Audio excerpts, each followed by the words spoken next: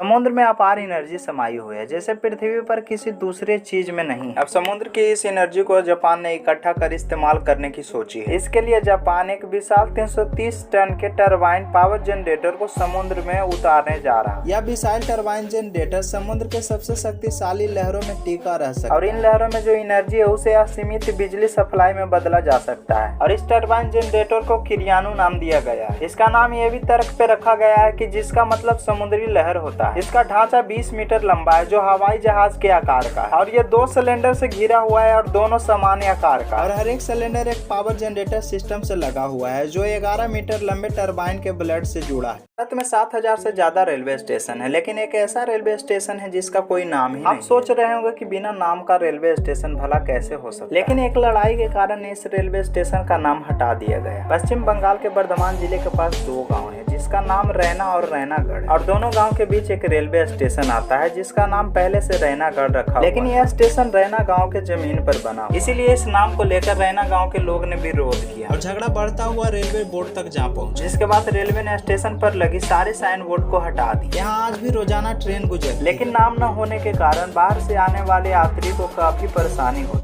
आंखों से जुड़ी कुछ बातें। आपकी आंखें हर सेकंड में 50 अलग अलग वस्तुओं के ध्यान केंद्रित करती है। आंख से भी अधिक जटिल एकमात्र अंग ब्रेन है। आपकी आंखें लगभग 10 मिलियन अलग अलग रंगों के अंतर कर सकती है। खुली आंखों में छींकना असंभव है। ओमाटोफोबिया, आंखों का डर। आपकी आंखें 1.7 माइल दूर मोमबत्ती के लौ का पता लगा सकती है। आई बॉल के केवल 1.6 भाग ही दिखाई देता है। पिज्जा खाना किसे पसंद नहीं है, लेकिन जब इसके खाने के बात आती है तो पिज्जा की प्रतिष्ठा खराब होती है और इसे कभी भी किसी स्वास्थ्य लाभ के लिए नहीं माना जाता। तो आज हम आपको बताने जा रहे हैं पिज्जा से कुछ ऐसी चमत्कारी फायदे के बारे में। पहला, पिज्जा पर टमाटर की चटनी में विटामिन सी की मात्रा अधिक होती है। दूसरा, पिज्जा आपके शरीर को दिन भर प्रोटीन प्रदान करता है। तीसरा, टोमेटो सॉस जिसमें कैल्शियम होता है, जो आपकी हड्डी को मजबूत करता है। चौथा, पिज्जा में पनीर शामिल होता है, जो कम कैलोरी और फैट कम करता है। और पांचवा, पनीर पिज्जा एक स्लाइस में आपकी हड्डियों को मजबूती रखता है। धरती के घूमने की प्रक्रिया के बारे में हमें पहले से ही पता है। उसके बाद वैज्ञानिकों ने पता लगाया है कि धरती का सबसे भीतरी हिस्सा, जिसे कोर कहा जाता है, जो पृथ्वी का भीतरी सेंटर भी है, धरती के साथ न सिर्फ घूमता है बल्कि धरती के स्पीड को भी कम करता है। अब इस पुराने थ्योरी को नई थ्योरी में बदल कर रख दिया है। वैज्ञानिकों ने नया स्टडी में पता लगाया है कि पृथ्वी का कोर, जो धरती का सबसे गर्म हिस्सा होता है और पिघलता हुआ होता है, डोलने यानी कंपन भी करता है और हर 6 साल में आगे पीछे डोलता रहता है। रिसर्चर ने यह भी सिद्धांत दिया है कि पिछले दशक में इनर कोर ने अपनी दिशा भी बदल। 1996 में की गई एक रिसर्च ने अनुमान लगाया था कि भीतरी कोर के घूमने की गति 1 डिग्री प्रति ईयर है, लेकिन नई स्टडी कहती है कि 0.1 डिग्री प्रति ईयर।